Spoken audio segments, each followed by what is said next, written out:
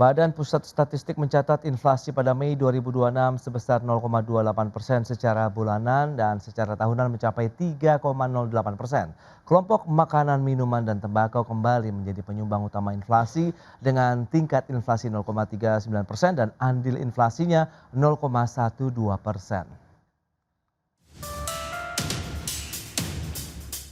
Deputi Bidang Metodologi dan Informasi Statistik Badan Pusat Statistik Puji Ismartini menjelaskan, kelompok makanan, minuman, dan tembakau menjadi penyumbang utama inflasi di bulan Mei 2026 dengan andil 0,12% dan tingkat inflasi 0,39%. Kelompok transportasi menyusul dengan andil 0,07% dan tingkat inflasi 0,61%. Selain itu, seluruh komponen pembentuk inflasi mengalami kenaikan pada Mei 2026. Seperti komponen inti memberikan andil inflasi terbesar sebesar 0,14% dengan tingkat inflasi 0,22%. Sementara itu komponen harga yang diatur pemerintah menyumbang andil inflasi 0,10% dan komponen bergejolak sebesar 0,04%. Di inflasi sebesar 0,28% secara bulanan atau mantuman atau terjadi kenaikan indeks harga konsumen dari 111,09 pada April 2026 menjadi 111,40 pada Mei 2026. Secara tahun ke tahun atau YoY, terjadi inflasi sebesar 3,08% dan secara tahun kalender atau year to date terjadi inflasi sebesar 1,35%. Secara tahunan, inflasi Mei 2026 sebesar 3,08% lebih tinggi dibandingkan dengan sama tahun lalu, yaitu sebesar 1,60%, terutama didorong kelompok makanan, minuman, dan tembakau dengan andil 1,43%. BPS juga mencatat seluruh provinsi di Indonesia mengalami inflasi tahunan, dengan inflasi tertinggi terjadi di Papua Barat sebesar 5,94% dan terendah di Lampung 1,94%. Dari Jakarta, Raharjo Patmo, Tim Liputan IDX Channel. Ya, pemirsa, untuk membahas tema kita kali ini, bahan pangan dan transportasi picu lonjakan inflasi. Di bulan Mei 2026 kita sudah tersambung melalui Zoom bersama dengan Mas Eko Listianto, Direktur Pengembangan Big Data Indef. Langsung saja kita sapa ini. Halo Mas Eko, apa kabar? Halo, kabar baik Mas Pras. Baik juga, terima kasih atas waktu yang disempatkan. Tadi sudah disampaikan begitu, lonjakan inflasi kembali lagi terjadi di bulan Mei. Setelah kita tahu Februari sudah tembus 3,5% di atas itu batasnya atau sekitar 4,76% secara tahunan. Turun lagi di bulan Maret 3,48, kemudian April sempat ke 2,42%, naik lagi di bulan Mei. Nah, ini kenaikan yang terjadi di bulan Mei ini sudah sesuai dengan konsensus dari ekonom sendiri atau bagaimana nih Mas Eko? Ya, baik Mas Pras ya. Jadi kalau secara umum ya, kalau melihat fenomena dari perkembangan harga begitu, Ya. ya memang ini ya, memang ada potensi kenaikan inflasi di Mei itu sebenarnya juga sudah diperkirakan begitu ya. Oke. Dan angkanya kalau kita lihat sebenarnya tidak sangat tinggi gitu ya, tetapi bisa dikatakan moderat karena kalau melihat Mei tahun lalu kan sebetulnya terjadi deflasi gitu ya, karena Ya. mungkin pasca Lebaran kalau tahun lalu. Kalau sekarang kan sudah sebulan setelah pasca, bahkan ini ya menjelang Idul Adha gitu ya. Jadi gambarannya adalah secara umum eh, terjadi peningkatan harga ya gitu, dan memang faktornya cukup bisa dikatakan fundamental ya. Jadi faktor yang memang tidak mudah untuk dijinakkan Mas Pras ini karena harga Oke, dari kebutuhan pokok ya sebagian besar gitu. betul. Seperti itu. Jadi memang trennya sudah meningkat, dan kalau kita katakanlah ya mungkin berdiskusi ya dengan ibu-ibu gitu ya, Hmm, yang penguasa dapur gitu ya. Jadi kira-kira gambarannya memang sudah ini ya ya. menyatakan biasanya itu beberapa harga kebutuhan pokok itu memang kecenderungannya meningkat gitu. Jadi ini memang bisa dikatakan terprediksi begitu. Oke, lantas seberapa besar kontribusi kelompok bahan pangan tadi terhadap kenaikan inflasi secara keseluruhan? Mengingat ini kan terjadi ataupun menjadi pemicu inflasi dalam beberapa waktu terakhir ini begitu Mas Eko. Iya, kalau tadi ya dipaparkan juga oleh BPS bahwa memang dominan komponen pembentuk inflasi di Mei ini atau Mei bulan lalu itu ya di Mei 2026 itu adalah memang makanan ya, bahan Oke, makanan ya, dalam klaster itu ya beberapa kebutuhan pokok begitu. Jadi kalau kita lihat ini memang yang mendominasi gitu dibandingkan dengan beberapa yang lain ya. Memang ada transportasi dan juga ada sedikit dari komunikasi ya. Tapi Ya. faktor dominannya memang dari bahan makanan ya, terutama beberapa kebutuhan pokok, hortikultura semacam itu yang Hmm. menurut saya ini memang adalah ketika kemudian komponen pembentuk inflasi itu adalah bahan pokok ya Mas Pras, ini eh, dia dalam hitungan inflasi itu memang yang tertinggi biasanya itu bobotnya begitu. Sehingga Oke. bergerak sedikit saja harganya begitu ya, itu akan sangat mempengaruhi terhadap tingkat pencapaian inflasi. Makanya kalau Mas Pras tadi bacakan datanya ya tahun apa bulan lalu kayaknya masih bulan April ya itu Ya, masih 2,4 terus tiba-tiba betul. jadi 3,08 ya secara tahuanannya gitu. Jadi Ya. itu menggambarkan dinamika yang sangat volatile ketika yang terkena dampak atau yang mengalami inflasi itu adalah bahan makanan begitu. Kira-kira gambarannya seperti itu. Ya, BPS juga mencatat ada cabai merah, minyak goreng, bawang merah, tomat, dan beras ini yang menjadi kontributor inflasi di bulan Mei. Nah, ada juga Hmm. catatan ada penurunan produksi cabai merah, kemudian bawang merah di sentra produksinya, serta ada peningkatan demand tomat ini yang menjadi salah satunya begitu saat Idul Adha kemarin. Nah, review Anda bagaimana dari Indef ini? Ya, ini sebenarnya gambaran apa ya siklus kebutuhan masyarakat gitu ya Oke. kira-kira. Pertama, masyarakat Indonesia itu nggak bisa cabai diganti dengan saus gitu Mas ya. Jadi Oh, akhirnya dia tetap yang maunya produk yang segar-segar gitu. Padahal oke. produk yang segar ini ketersediaannya sangat bergantung dari dinamika alam ya dan juga masa panennya begitu. Nah, ketika panen cabenya turun ya, produksinya turun gitu ya, terus kemudian tadi juga ada bawang gitu, dan juga ada quote unquote gangguan cuaca ya kalau kita bilang gitu karena tahun ini kebetulan kita menghadapi kemarau yang akan lebih panjang begitu ya, dan itu akan berimplikasi kepada produksi. Nah, ini kemudian terrefleksi dari harga-harga tadi. Nah, ditambah momen musiman ya menjelang Idul Adha ya biasanya harga-harga beberapa ini ya tanaman hortikultura itu ikut naik tidak hanya daging ya tapi juga di tadi seperti disampaikan tomat produksinya ada tapi ternyata harganya juga meningkat gitu. Nah yang Oke. menurut saya juga menarik adalah tentang beras ini Mas Ya. Pras ya. Beras ini dalam keranjang inflasi istilahnya gitu ya hitungan inflasi itu bobotnya tertinggi. Nah Oke. kalau dia kecenderungan harganya itu naik, nah ini memang akan sangat mengganggu sekali ya terhadap upaya untuk melakukan stabilitas terhadap inflasi ini, terhadap harga ini begitu. Jadi kata kuncinya kalau kita nggak bisa ngendalikan harga beras, memang selama itu fenomena inflasi kita akan kecenderungannya akan naik terus begitu. Oke. Nah, dengan lonjakan-lonjakan harga bahan pangan seperti saat ini, nah tadi Anda juga ada katakan ada faktor musiman, kemudian pasokan, begitu tekanan juga terkait dengan kondisi demand, supply dan juga produksi. Lantas bagaimana Anda melihat nanti dampaknya lagi terhadap inflasi berikutnya begitu nih Mas Eko? Ya ini sayangnya begini ya, walaupun Ya, itu tadi sifatnya agak musiman ya, ya, kadang ada Idul Adha, kadang juga karena komoditas pertanian ya, kadang ada masa-masa tertentu panen dan ini ya cuaca gitu. Nah, sayangnya ini kalau kita melihat sepanjang 2026 nanti, tantangan kedepannya apa ya, kira-kira masih besar begitu Mas Pras. oke. Tadi yang saya sebut tadi adalah prediksi atau perkiraan ya dari sisi cuacanya begitu ya, dari sisi Indonesia akan menghadapi kemarau panjang Ya, dan ya. ini pasti akan berimplikasi kepada jumlah produksi. Oke.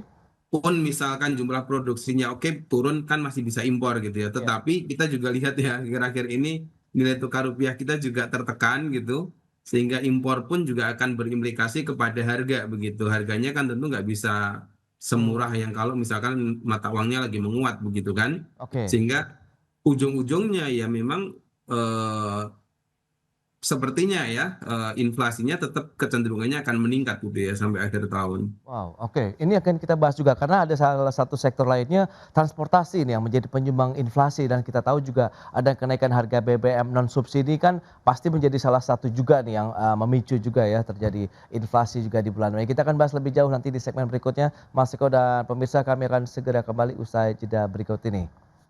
Ya, terima kasih Anda masih bergabung bersama kami dalam Market Review pemirsa dan berikut ini kita akan sampaikan data dan kita cermati bersama seperti apa sih pergerakan dari inflasi di bulan Mei 2026. Ya, seperti yang bisa Anda saksikan di layar televisi Anda, di bulan Mei ini dia fluktuasinya secara bulanan dari Desember tahun 2025 0,64% sempat deflasi secara bulanan di bulan Januari kemudian naik lagi sampai dengan 0,68% di bulan Februari, cenderung turun sampai dengan April dan naik kembali di bulan Mei menjadi 0,28%. Berikutnya kita lihat bagaimana dengan inflasi secara tahunan.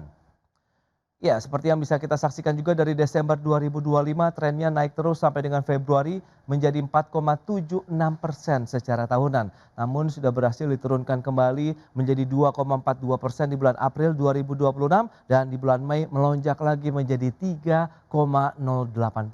Itu dia laju inflasi secara tahunan. Dan berikutnya kita akan lihat dari sisi inflasi kelompok makanan, minuman, dan juga tembakau di bulan Mei 2026 seperti apa andil inflasinya. Cabai merah di kelompok ini inflasinya 25,64% dengan andil inflasi 0,08%. Kemudian ada minyak goreng 0,04% andil inflasinya, kemudian bawang merah 0,04%, tomat, beras 0,3% dan 0,02% untuk andil inflasinya. Dan selanjutnya kita lihat dari sisi inflasi kelompok transportasi yang juga menjadi trigger begitu ya. Inflasi meningkat di bulan Mei 2026 apa saja ada bensin dengan inflasi 0,49%, andil inflasinya 0,02%, kemudian ada tarif angkutan udara, pelumas atau oli mesin, solar, pemeliharaan dan juga servis. Ini dia beberapa item dari kelompok transportasi. Dan berikutnya kita akan cermati data.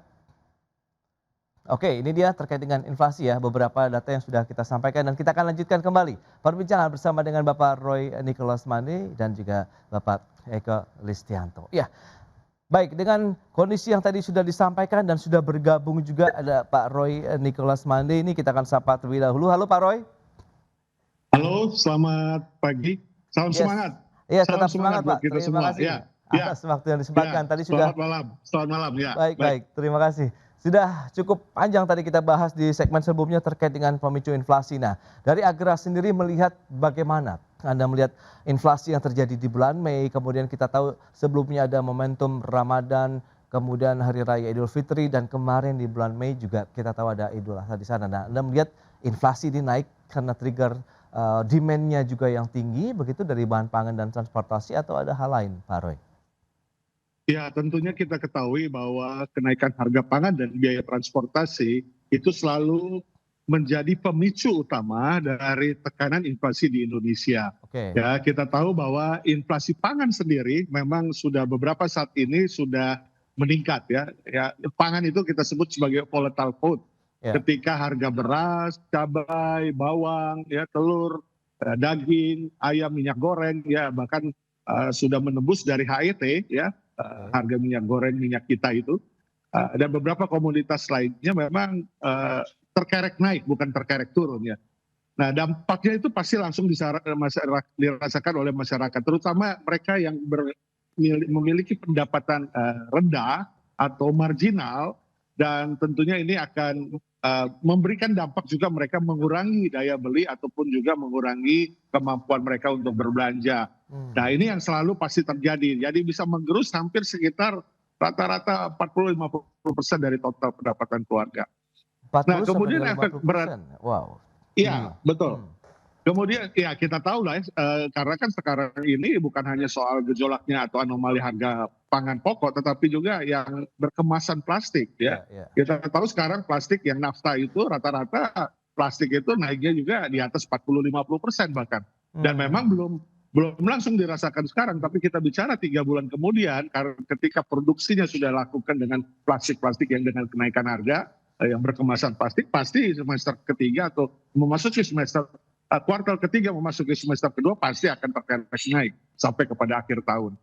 Nah, jadi tentunya ini bukan sesuatu hal yang mudah, tetapi ini perlu ada langkah-langkah strategis, harus Oke. ada langkah-langkah mitigasi yang dilakukan atau langkah-langkah yang konkret ya. Tidak bisa diserahkan kepada market saja karena memang ini sesuatu yang fenomenal ketika masalah kampung tengah kita ya, masalah makan dan minum itu terkerek naik dengan situasi kondisi yang masih menantang saat ini.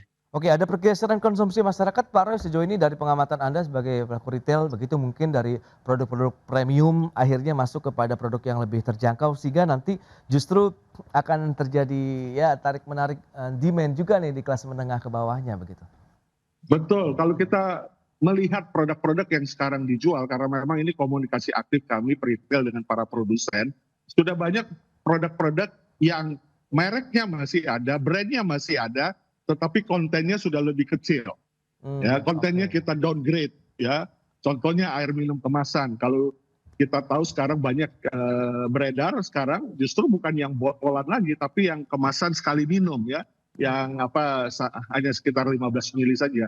Nah ini kondisinya memang bagian daripada kita menjawab akan tantangan pelemahan dari daya beli ya ketika produk dan brandnya harus tetap ada, harus tersedia bagi masyarakat, tapi kontennya kita turunkan ya sesuai dengan situasi atau kondisi saat ini. Nah itu pasti bagian daripada apa yang kita coba lakukan, bagian pendekatan kepada konsumsi masyarakat supaya tetap terjaga. Kemudian juga mengeluarkan brand baru atau launching produk baru yang sifatnya yang sangat disukai atau yang sangat dipilih oleh masyarakat, tetapi dengan kemasan-kemasan juga yang lebih kecil, ya lebih terjangkau. Nah itu Oke. sudah terjadi karena memang basket size dari masyarakat saat ini itu sudah tergerus hampir sekitar 40%, ya mendekati 50% bahkan. Yang biasa berbelanja satu keluarga di supermarket misalnya ya kita bicara 1 juta atau 1,5 juta, sekarang tinggal 500-600 ribu itu pun hanya membeli bahan pokok. Jadi kondisi seperti itu adalah suatu hal yang kita amati, kita lihat setiap harinya, dan ini tentunya realita ya, suatu Oke. fakta yang perlu disimak, perlu dicari jalan keluar dengan berbagai cara ya. Kami dalam berbagai kesempatan sudah sampaikan apakah juga PPN yang masih berlaku di minyak goreng itu bisa dikurangi 2-3% misalnya. Memang beras itu tidak ada PPN-nya, Oke. tapi minyak goreng masih ada. Kemudian PTKP dinaikkan sehingga punya plafon yang cukup signifikan untuk belanja lagi masyarakat, atau juga transfer balance yang lebih signifikan, yang lebih terarah, yang datanya disempurnakan. Ini juga menjadi bagian untuk menjaga daripada kapasitas konsumsi kita sebagai Baik. kontributor 52% dari PDB kita. Oke Pak Roy, itu dia update terkini ya situasinya ya dengan daya beli masyarakat, mungkin strategi yang diterapkan pelaku usaha retail untuk menyikapi tadi adanya daya beli masyarakat yang tertahan, bagaimana harus menyiasati dari sisi produknya. Nah, dari sisi kelompok transportasi nih, Indef melihat bagaimana Mas Iko juga terjadi kan ini penyumbang inflasi ya di bulan Mei 2026. Apakah memang ada kenaikan transportasi yang tadi sudah disampaikan, ada bahan bakar minyak, aftur juga pesawat juga mengalami kenaikan begitu nih Mas Iko? Iya, baik Mas Pras ya. Jadi kalau dari sisi inflasi kelompok transportasi ya kita bisa melihat tadi datanya juga sudah disampaikan bahwa salah satu faktor pemicunya adalah ya harga bensin gitu ya. Itu kan sebagai ininya ya biaya ini ya karena ada harga bensin non subsidi yang memang meningkat begitu ya. Terus Iya. kemudian juga tarif angkutan udara. Nah ini juga saya rasa memang cukup besar ya implikasinya gitu karena kan yang tarif angkutan udara ini ya kira-kira non subsidi dan kemudian kan juga tingkat apa itu intensitas ya kebetulan di bulan Mei kan ada Idul Adha itu juga meningkat ya perjalanan orang begitu. Oke. Terus kemudian sampai kepada yang agak lebih ini ya faktor bahan baku ya itu misalkan kayak pelumas ya oli mesin itu kan kemudian juga meningkat ya solar terus sampai kemudian bahkan ke pemeliharaannya ya jasa servisnya pun juga naik. Jadi ini gambaran ternyata eh, bacaan umumnya itu gini, harga minyak dunia yang meningkat itu kemudian sudah mulai itu tertransmisi kepada bentuk-bentuk produk yang kemudian menghasilkan inflasi ataupun jasa begitu ya yang implikasinya adalah mereka kemudian menaikkan harga begitu dan ya ini konsekuensinya terjadilah inflasi untuk kelompok transportasi ini begitu dan mungkin oke tarif udara mungkin hanya bisa musiman begitu ya tapi yang sifatnya tadi yang merupakan bahan baku produksi ya seperti pelumas ya ataupun mungkin juga jasa pemeliharaan mungkin sifatnya adalah akan lebih permanen begitu ya ke depannya kalau tidak diatasi ya langkah-langkah untuk katakanlah bagaimana terkait dengan penyediaan terhadap bahan baku ini begitu. Itu dia, karena ini saling keterkaitan ya Mas Eko dan juga Pak Roy ya, Benar. antara transportasi, bahan pangan, karena kan memang pendistribusiannya juga membutuhkan transportasi. Kita akan bahas lebih jauh nanti di segmen berikutnya. Kita akan jeda kembali sebentar Mas Eko dan juga Pak Roy. Dan pemirsa, kami akan segera kembali usai pariwara berikut ini. Baik pemirsa, kita lanjutkan kembali perbincangan bersama dengan Mas Eko Listianto, Direktur Pengembangan Big Data Indef, kemudian Bapak Roy Nicholas Mande, Chairman Affiliation Global Retail Association. Nah, dengan menyikapi kondisi tadi, dengan adanya keterkaitan yang kuat antara sektor transportasi, bahan pangan, begitu sehingga memicu inflasi di bulan Mei 2026. Kemudian tadi Indef menyebutkan bahwa potensinya masih akan terjadi kembali, dalam artian menjadi kontributor terhadap laju inflasi kita sampai dengan akhir tahun. Nah, lantas strateginya seperti apa nih Indef? Mungkin rekomendasi yang bisa diberikan begitu ya Mas Eko, apakah memang perlu ada kebijakan yang lebih intensif lagi baik bauran kebijakan fiskal moneter atau bagaimana, mengingatkan ya kemarin BI rate sudah naik begitu, pasti ada peluang tidak sih untuk kebijakan-kebijakan ataupun insentif lainnya misalnya begitu Mas Eko? Iya, kalau soal insentif tadi sebenarnya sudah disinggung oleh Pak Roy ya, Hmm, berkaitan dengan fiskalnya gitu ya, antara apakah naikin PTKP atau ya, kita turunin PPN-nya gitu ya, itu merupakan opsi-opsi menarik yang bisa ditinjau lebih jauh oleh pemerintah begitu. Nah, ya, saya juga menyarankan ini di sisi aspek Kementerian Teknis Mas Pras ya, hmm, terutama bagaimana memitigasi aspek produksi ya untuk beberapa tanaman hortikultura yang tadi menyebabkan inflasi di Mei ini dan peluang menyebabkan inflasi di bulan-bulan berikutnya masih cukup tinggi karena kita akan menghadapi tadi ya kemarau panjangnya itu tadi begitu. Nah, yang kedua, ini yang menarik juga di beras ya. Beras ini kan katanya kita swasembada nih gitu ya. oke, Di gudang penuh gitu ya sampai sewa gudang swasta kira-kira gitu. Tapi kok harga di level konsumen itu tetap naik gitu. hmm, Padahal beras ini komponen paling besar ya di dalam konteks kita menghitung inflasi. Nah, oke, sehingga menurut saya ya harus di apa ya istilahnya ya dilihat lagi gitu ya baik tidak hanya sisi produksinya kita mampu swasembada tapi juga di harganya begitu dipastikan bahwa konsumen akhir itu mendapatkan harga yang stabil. Karena kalau tidak ya ini ya istilahnya beda data dengan realita kan begitu. Karena bagi konsumen sih sebetulnya mau swasembada atau tidak ya itu pencapaian yang bagus ya. Tapi maksud saya kalau harganya tetap naik ya apresiasi mereka terhadap kinerja pemerintah itu juga akan menurun kan gitu ya karena yang mereka dapat tetap harga yang lebih mahal begitu Mas Pras ini oke. mengait sekali karena beras ini konsisten sekali ya harganya itu tetap naik dari waktu ke waktu kalau kita lihat trennya begitu. Oke, apa karena Eh, memang tadi dipicu adanya transportasi juga begitu yang memang mengalami kenaikan, Mas Eko? Ya, salah satunya itu ya, tetapi bagaimanapun ini harga yang apa bahan pokok yang paling pokok lah kalau saya lihat ya di antara yang lain. Karena kalau Oke, cabai misalkan kita bisa kurangi cabai atau pakai tadi ya model-model cabai yang sudah dikeringkan dan lain itu masih ada jalan keluarnya gitu. Tapi ya, ya. kalau sudah beras ini ya karena kita semua masih bergantung makannya nasi juga begitu ya. Itu jadi saya rasa sangat penting untuk ke depan bagaimana menstabilkan harga beras ini, memastikan harga di level Oke. konsumen itu terjangkau dan stabil begitu. Oke, nah dari asosiasi retail sendiri bagaimana rekomendasi yang mungkin bisa diberikan untuk bisa mengendalikan inflasi, tapi di satu sisi juga tidak mengurangi aktivitas konsumsi masyarakat begitu Pak Roy?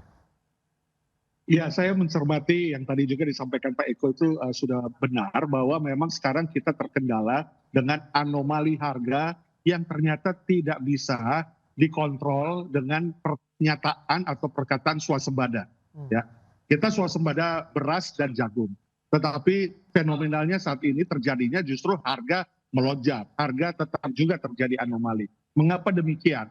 Nah, ini kita ketahui bahwa produksi Januari sampai Juni 2026 ini contoh beras itu 19,31 juta ton ya, naik sekitar 0,26%.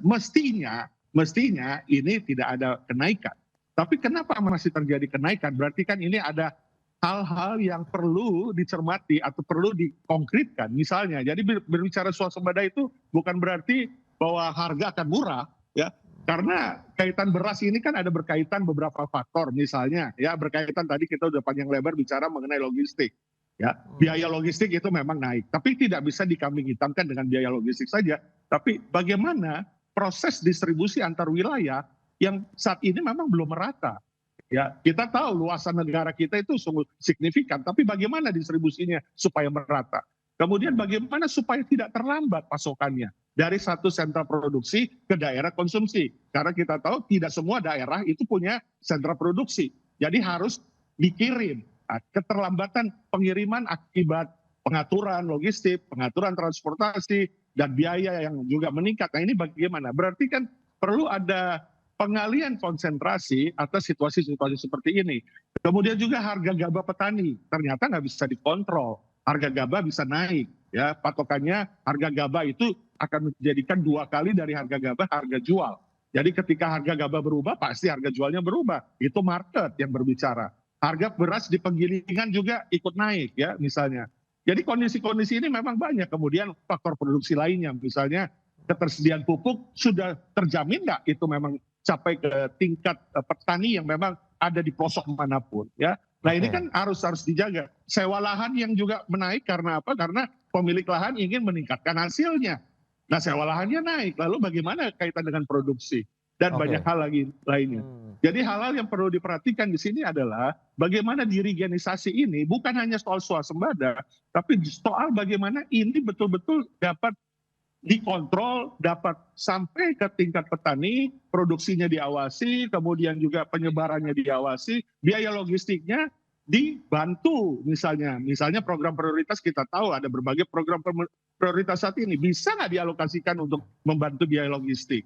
Sehingga tidak terjadi anomali yang luar biasa. Karena ketika naiknya harga bahan pangan pokok, maka daya beli pasti akan tergerus. Nah ini kan sesuatu hal yang perlu hubungan antara kelembagaan dan institusi, kementerian dan institusi, pemerintah pusat dan daerah yang diorkestra dengan baik. Tidak bisa diserahkan kepada satu kementerian, 2 kementerian, tapi ini adalah bagian daripada bagaimana hubungan antar kelembagaan yang punya mitigasi, punya langkah-langkah konkret, punya hal-hal yang sifatnya mensubstitusi dari pengeluaran prioritas kepada pengeluaran yang saat ini sangat dibutuhkan oleh masyarakat misalnya. Mensubsidi kebutuhan pokok itu. Nah inilah yang tentunya perlu dikonkretkan oleh setiap stakeholder, tidak hanya pelaku usaha tapi juga pemerintah. Itu dia, berarti koordinasi antar instansi bagaimana menjaga pasokan bahan pangan dari hulu ke hilir begitu tetap terjamin dan terjaga ya. Baik dari sisi pasokannya, jumlah komoditas pangannya, kemudian bagaimana harga akan tetap stabil, itu yang sebenarnya dinantikan dan akan dirasakan nanti manfaatnya oleh masyarakat luas di Indonesia. Baik, Pak Roy, kemudian Mas Eko, terima kasih banyak atas informasi, update dan juga insight yang sudah diberikan kepada pemirsa pada hari ini. Selamat melanjutkan aktivitas Anda kembali. Salam sehat, sampai berjumpa kembali Pak Roy, Mas Eko, terima kasih. Salam. Salam semangat, selamat malam. Ya pemirsa, lembaga pemeringkat S&P Global mencatat PMI manufaktur Indonesia di level 50,0 poin pada Mei 2026 setelah sebelumnya terkontraksi ke level 49,1 di bulan April. Kembalinya PMI manufaktur Indonesia ke zona ekspansif menunjukkan kondisi operasional manufaktur yang semakin stabil. Aktivitas manufaktur Indonesia kembali masuk ke zona ekspansi pada bulan Mei lalu. Berdasarkan laporan lembaga pemeringkat S&P Global Purchasing Manager Index atau PMI manufaktur Indonesia naik ke level 50,0 pada bulan Mei 2026, setelah sebelumnya terkontraksi ke 49,1 pada April 2026. Namun meski menunjukkan sinyal positif, sektor industri masih dibayangi tekanan biaya bahan baku yang melonjak dan gangguan pasokan yang menahan laju produksi. Berdasarkan laporan S&P Global, posisi PMI manufaktur pada Mei lalu mengindikasikan kondisi operasional manufaktur yang stabil setelah sempat mengalami kontraksi pada bulan sebelumnya. Perbaikan terutama ditopang oleh peningkatan permintaan domestik yang mendorong kenaikan pesanan baru selama 2 bulan berturut-turut. Kenaikan pesanan baru pada Mei lalu menjadi yang tercepat sejak Februari, di mana sejumlah perusahaan melaporkan bahwa pelanggan mulai menambah persediaan sebagai langkah antisipasi terhadap kenaikan harga dan ketidakpastian pasokan bahan baku. PMI manufaktur sendiri merupakan indikator ekonomi penting yang mencerminkan kesehatan sektor manufaktur. Bagi Indonesia, data PMI menjadi acuan utama bagi pemerintah dan investor untuk memantau daya beli masyarakat, serta stabilitas rantai pasok industri di tengah ketidakpastian ekonomi global. Berbagai sumber untuk ID Action.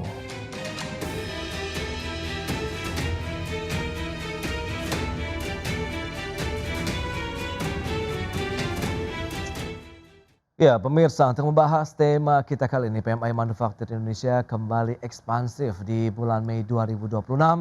Kita sudah tersambung melalui Zoom bersama dengan Bapak Bob Azam. Beliau adalah Wakil Ketua Umum Gabungan Perusahaan Ekspor Indonesia Bidang Manufaktur. Kemudian sudah bergabung Ibu Lana Sulistianingsih, Ekonom Fakultas Ekonomi dan Bisnis Universitas Indonesia. Langsung saja kita sapa ini. Halo Pak Bob, apa kabar Pak?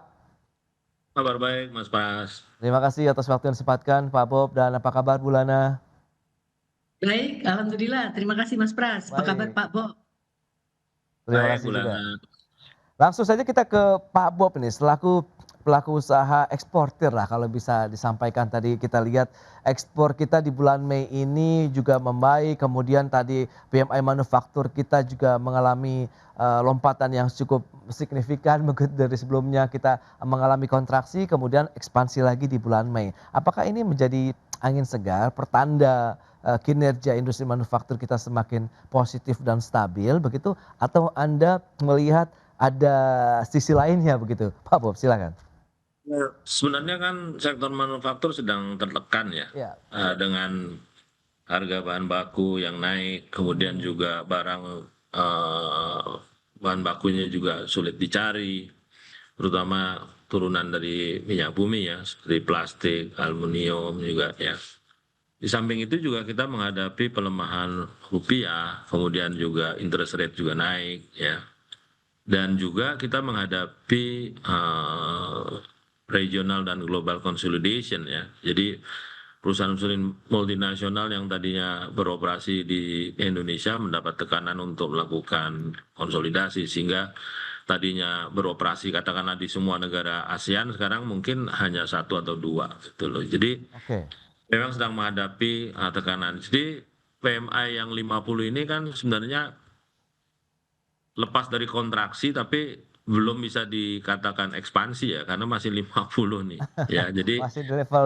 ya ekspansi tipis-tipis Iya, iya. lah istilahnya ya. Oke. Tapi kita perlu lihat apa yang menjadi faktor pendorongnya ya. Salah satunya adalah industri itu kan berusaha untuk melakukan front loading ya, karena khawatir rupiah semakin lemah, harga akan semakin tidak terjangkau, dan industri akan tertekan dengan kenaikan harga yang demikian tinggi. Itu salah satu faktor yang ada selain ada peningkatan permintaan domestik yang lain ya. Jadi kita melihat bahwa 50 PMI ini perlu disikapi secara hati-hati ya. Kita lihat bagaimana tren ke depan, karena angka ekspor kita juga hanya tumbuh 0,9%, sementara impor itu tumbuh 7% ya. Jadi secara struktur ini sebenarnya kita resilient tapi rapuh gitu loh ya fondasinya. Itu yang kita lihat saat ini ya dengan PMI 50. Resiliensinya tapi rapuh, ini menarik ya. Kita kan lihat dari sisi ekonomi, melihat begitu dengan kondisi dunia usaha saat ini. Beberapa faktor pendukung tadi memang front loading yang sudah dilakukan oleh pelaku usaha begitu ya, untuk menyikapi atau menatap tahun 2026 ini dengan mungkin bagaimana mereka mendatangkan bahan baku terlebih dahulu. Tapi di satu sisi ada tantangan kan, depresiasi rupiah di sana, suku bunga acuan Bank Indonesia yang naik, kemudian kondisi konflik global juga yang masih terjadi hingga hari ini, Bu Lana. Lantas bagaimana review keseluruhan Anda nih, helikopter view Anda, Bu Lana? Ya, terima kasih Mas Pras.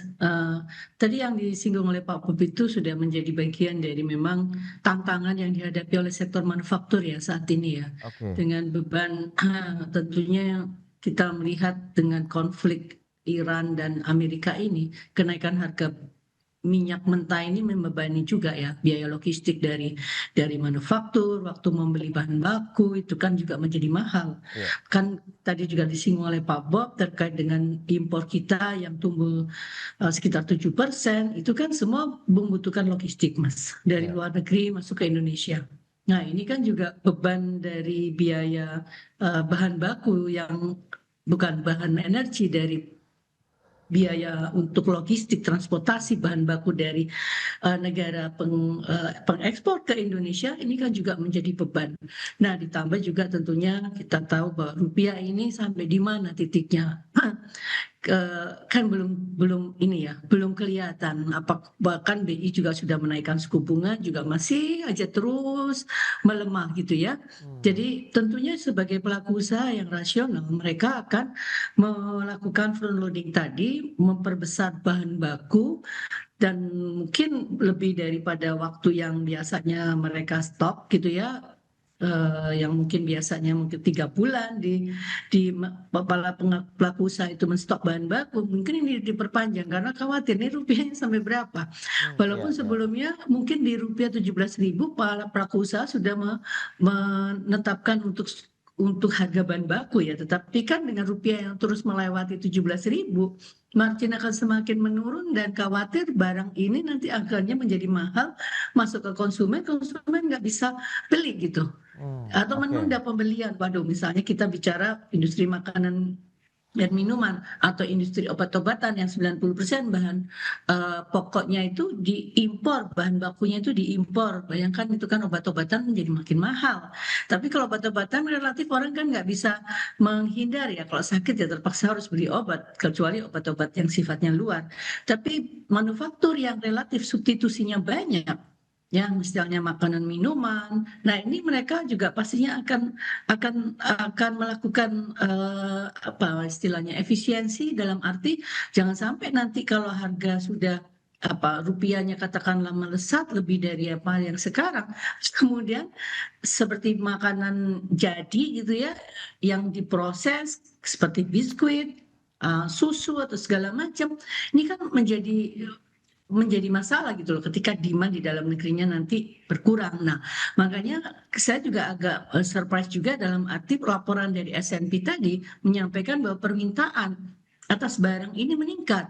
Nah, bisa jadi semua memang sedang nyetok gitu ya, nggak hanya pabriknya nyetok bahan baku, tetapi juga di sisi mungkin retailnya juga menyetok bahan yang sudah jadi untuk nanti jual ya, paling tidak 6 bulan ke depan mungkin nggak perlu naik terlalu tinggi, tapi pelaku usaha dan retail ini saling apa ya istilahnya mengantisipasi kemungkinan nanti akan kenaikan yang jauh lebih tinggi mungkin pasca 6 bulan ke depan ya, karena ini kan berproses ya. Jadi saya kira kita memang perlu kehati-hatian yang tinggi karena 50 ini merupakan siklus yang memang tadi diistilahkan oleh Pak Bob tadi front loading. Nah, front loadingnya sampai kapan ini? Ya, apakah cuma di bulan ini? Apakah berlanjut di bulan depan untuk antisipasi yang lebih lama? Ya, ini adalah siasat dari atau strategi bisnis yang dilakukan oleh pelaku usaha sih, Mas Pras. Baik, Bu Lana, ini dia ulasan yang cukup menarik untuk dicermati. Pak Bob, lantas bagaimana Anda melihat tadi S&P juga memang kan ada upaya peningkatan lah dari sisi tadi demand di dalam negeri, begitu kemudian permintaan domestik juga meningkat. Apakah memang karena tadi front loading yang juga sudah dilakukan oleh pelaku usaha saat ini kah, atau memang sebenarnya ada peningkatan konsumsinya atau permintaan terkait dengan produk-produk manufaktur sendiri di masyarakat begitu Pak Bob? Mungkin saya belum lihat ya faktor pendorong konsumsinya apa ya, tapi yang jelas memang belanja pemerintah kan memang kemarin di push ya, MBG kemudian Operasi Merah Putih ya. Itu saya lihat salah satu faktor yang berpengaruh terhadap belanja ya. Nah, faktor yang lain saya belum lihat ya, apa yang mendorong terjadinya peningkatan konsumsi di masyarakat ya. Tapi sekali lagi salah satu faktornya juga ketakutan ya, barang-barang yang menggunakan US dollar ya, seperti di industri otomotif misalnya ya, khawatir akan ada penyesuaian harga ya karena US dollar yang terus meningkat. Oleh karena itu ya pembeli juga melakukan front loading gitu loh ya. Nah ini kan bisa dilihat dari otomotif yang tumbuh 5% dibandingkan dengan tahun lalu, padahal situasinya lagi sulit ya. Nah ini yang kita lihat salah satu faktor ya. Nah begitu juga tadi yang sempat disinggung oleh Bu Lana ya kan, sektor-sektor yang menggunakan bahan impor sampai dengan 90% ya. Nah biasanya kan salah satu kelemahan kita memang bahan baku kita banyak berasal dari import ya. Iya. Tapi penyelesaiannya bukan malah importnya ditahan gitu loh, ya kan? Tapi justru skala ekonominya kita harus perkuat, kemudian juga bagaimana itu dilokalisasiin di dalam negeri ya. Kalau skala ekonominya sudah tercapai. Tapi seringkali kan terjadi untuk mengurangi import, bahan baku importnya ditahan. Itu malah justru akan berdampak kepada berkurangnya daya saing outputnya atau malah akan menyulitkan produksi kita gitu loh. Nah, itu Oke. yang saya lihat dari kacamata konsumen ya. Baik, dengan sektor industri yang saat ini masih dibayangi oleh tekanan biaya bahan baku yang melonjak, kemudian ada depresi nilai tukar rupiah begitu ya di dalam negeri. Lantas strategi apa yang perlu diterapkan untuk bisa menjaga zona ekspansi ini tetap berlanjut begitu ya, paling tidak memasuki kuartal kedua sampai dengan akhir tahun. Kita bahas lebih jauh nanti di segmen berikutnya. Kita akan jeda dulu sebentar Bu Lana dan juga Pak Bob ya, dan pemirsa tetaplah bersama kami. Ya, terima kasih Anda masih bergabung bersama kami dalam Market Review, dan kita akan lanjutkan kembali perbincangan bersama dengan Ibu Lana Sulistianingsih, ekonom dari Fakultas Ekonomi dan Bisnis Universitas Indonesia. Kemudian juga ada Bapak Bob Azam, Wakil Ketua Umum dari Gabungan Perusahaan Ekspor Indonesia. Nah, menyikapi beberapa faktor tadi yang sudah disampaikan Pak Bob, kemudian Bu Lana begitu, ada tahanan terkait dengan pelemahan nilai tukar rupiah, kemudian upaya-upaya untuk bisa melakukan mitigasi termasuk front loading di dalamnya yang dilakukan oleh pelaku usaha. Bu Lana, lantas bagaimana Anda melihat strategi yang perlu diterapkan baik dunia usaha begitu baik dari sisi pemerintah untuk bisa menjaga zona ekspansi ini yang di PMI manufaktur kita sudah membaik masih bisa terjaga dan realisasinya sesuai dengan kenyataan di lapangan begitu, Bu Lana? Ya, Mas Pras. Ya, tentunya sih sumber dari masalahnya itu yang harus diselesaikan ya. Oke. Sumbernya ini kan tadi, kalau biaya logistik mungkin uncontrollable ya. Kita nggak bisa handle itu karena biaya ditentukan oleh perusahaan logistik di luar negeri. Waktu Oke. kita impor bahan baku tersebut. Nah, tetapi dari dalam negeri kan masih ada yang bisa dikontrol, yaitu misalnya rupiah. Nah, ini di mana gitu? BI memang sudah menaikkan suku bunga, tetapi kenapa ekspektasi dari masyarakat itu masih terus naik gitu? Nah, apa yang sebetulnya membuat ekspektasi terhadap nilai tukar rupiah terus berlanjut? Ini yang perlu barangkali ya pengambil kebijakan di sektor moneter itu betul-betul bisa memberikan confidence kepada masyarakat bahwa nggak kurang tuh ya, Pak Menteri Keuangan, Pak Gubernur BI sudah menyampaikan bahwa rupiah ini udah undervalued, udah terlalu mahal, udah Oke. dolar buat rupiah itu udah terlalu mahal atau rupiah itu udah terlalu murah. Oke. Tetapi kenapa terus berjalan? Jadi itu sumbernya ya, Mas Pras. Oke lah, tapi ini kan tatarannya di kebijakan. Jadi paling tidak benar-benar bisa diberikan suatu konfirmasi bahwa kebijakan baik dari Bank Indonesia maupun dari Kementerian Keuangan sebagai otoritas fiskal itu merupakan kebijakan yang bersinergi yang bisa memperkuat rupiah atau menahanlah laju depresiasi dari rupiah ini. Itu satu hal dari sisi kebijakan. Memang saat ini semua sudah berusaha meyakinkan, tetapi belum bisa meyakinkan dengan efektif gitu ya. Dan ekspektasi terhadap pelemahan rupiah masih berlanjut. Nah, ini kalau nggak bisa ditahan, misal nih dengan kata lain bisa melewati, mohon maaf ya, bukan berarti saya memprediksi ke arah sana, tapi kalau sampai melewati level yang lebih tinggi lagi, kemudian biaya produksi makin mahal, ini efeknya bisa bergulir seperti bola salju loh Mas Pras. Oke. Nanti produksi akan berkurang. Sekarang sih mungkin naik ya karena tadi ada front loading. Tapi tahan berapa lama? Karena kan gudang-gudang dari pabrik ini juga ada keterbatasannya. Mungkin Pak Bob Oke. nanti bisa menceritakan berapa kapasitas dari front loading ini yang bisa dilakukan oleh perusahaan. Ya. Nah, kalau lebih dari itu kan udah nggak bisa. Jadi ada keterbatasan dari infrastruktur perusahaan itu sendiri. Yang lainnya ya perusahaan, dalam hal ini pengusaha, saya yakin selalu punya cara. Karena pengusaha kita itu sudah tertempa dengan beberapa krisis sebelumnya dan bisa melakukan inovasi atas produknya, misalkan ada downsizing dari skala yang dijual mengecil atau dikemas dengan lebih dikit supaya masyarakat masih punya kemampuan beli, seperti itu ya. Itu salah satu cara yang saya kira selama ini banyak dilakukan ketika ada tekanan-tekanan yang sifatnya tadi berasal dari tekanan rupiah, Oke. tekanan dari global dan lain-lain. Nah, dari sisi pelaku pelaku usaha saya yakin sih punya inovasi yang relatif kreatif ya Mas Pras ya. Tetapi yang kita inginkan itu memang koordinasi kebijakan ini bagaimana ya bisa meyakinkan eh, masyarakat bahwa rupiah ini sudahlah cukuplah sampai di sini gitu loh Oke. pelemahannya. Jangan diteruskan lagi. Tetapi ini kan belum cukup, hari ini aja sudah 17.900 loh. Oke, ya, oke. Baik, Bu Lana, ini menarik. Pak Bob, dari sisi pelaku usaha, GPay sendiri melihat bagaimana Pak? Front loading ini apakah memang masih menjadi game changer bagi pelaku usaha untuk bisa tetap bertahan begitu di tengah tekanan dari depresiasi nilai tukar rupiah, kemudian tadi Anda sampaikan suku bunga acuan kita yang naik, kemudian konflik global juga yang memicu kenaikan harga bahan baku yang harus kita impor. Nah ini bagaimana Pak? Ramuan kebijakan seperti apa yang membuat industri manufaktur ini masih bisa tetap bertahan resiliensi meskipun Anda katakan tadi tetap ada kerentanan ataupun kerapuhan di sana begitu Pak Bob? Jadi memang cukup kompleks ya situasinya ya. Jadi tapi faktanya sekarang tumpuan kita adalah permintaan domestik ya. Oke. Ekspor menurun, apalagi yang untuk padat karya ya. Ini imbas dari suku bunga yang tinggi ya, kemudian juga kebijakan Trump ya yang membuat tarif biaya import ya. Ini akan menyebabkan ekspor kita nggak bisa berharap terlalu banyak.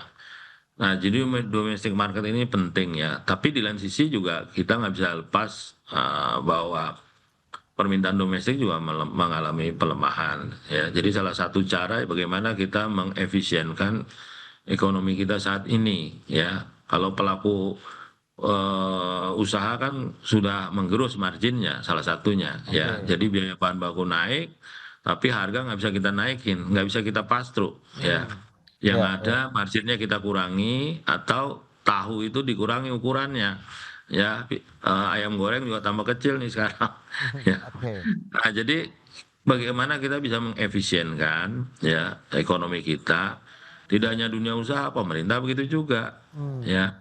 Jadi sense of crisis itu muncul ya, tapi kita harus bangun confidence. Jadi sense of crisis bukan berarti kemudian kita jadi pesimis, tapi ini demi untuk membangkitkan confidence ya, dengan menunjukkan kehati-hatian. Jadi pemerintah juga spending ya harus smart spending untuk menunjukkan kehati-hatian ya.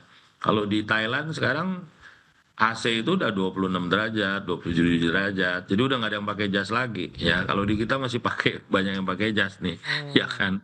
Nah, jadi penghematan itu harus ditunjukkan ya. Kemudian juga isu-isu kita yang sudah lama ya. Tadi Bu Lana sempat menyinggung logistik ya. Logistik cost kita ini kan masih 23%. Yang banyak terjadi karena inefisiensi di di kita ya. Bayangin HS code kita tuh ada 2.000 lebih gitu loh. Ya lartasnya itu mungkin sekitar 30-40%. Bayangin ya, ada ribuan regulasi, ratusan regulasi yang harus dipelototin pegawai bea cukai katakanlah ya, pegawai di lapangan ya. Yang kadang-kadang satu dengan regulasi yang lainnya itu bertentangan itu loh ya. Nah sekarang bagusnya di Kementerian Keuangan sudah dibentuk the bottlenecking untuk menyelesaikan itu semua. Saya berharap itu bisa dipercepat ya.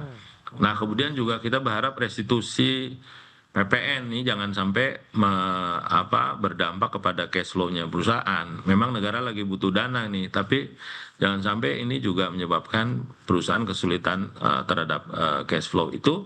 Menurut saya langkah-langkah yang bisa dilakukan meningkatkan efisiensi, termasuk juga tadi yang disinggung Bu Lana, stabilitas kurs ya. Bagi eksportir senang ya kalau rupiahnya melemah ya, tapi stabilitas kurs itu yang kita harapkan melalui kerjasama yang lebih padu antara fiskal dan moneter ya. Nah kemudian juga kita juga terima kasih nih pemerintah menahan kenaikan bahan bakar ya. Bersubsidi walaupun itu berisiko ya terhadap fiskal, tapi cukup menolong ya daya beli pemerintah. Tapi di sisi fiskalnya saya juga ikut khawatir ya, mampu nggak nih pemerintah menahan fiskal yang demikian berat ya, karena subsidinya kan Ya. cukup tinggi, dan di tengah juga pelemahan rupiah.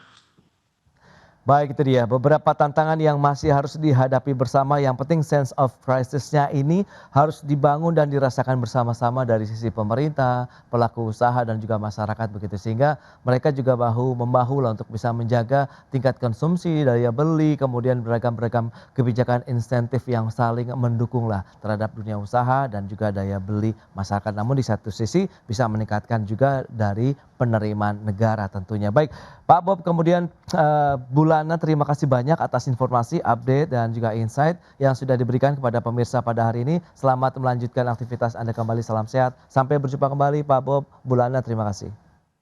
Terima kasih. Maka Baik pemirsa, 1 jam sudah saya menemani Anda dalam Market Review dan ikuti terus beragam informasi pilihan hanya di IDX Channel, TV bisnis nomor 1 di Indonesia. Saya Prasetyo Wibowo beserta seluruh kerabat kerja yang bertugas pamit undur diri. Terima kasih dan sampai jumpa.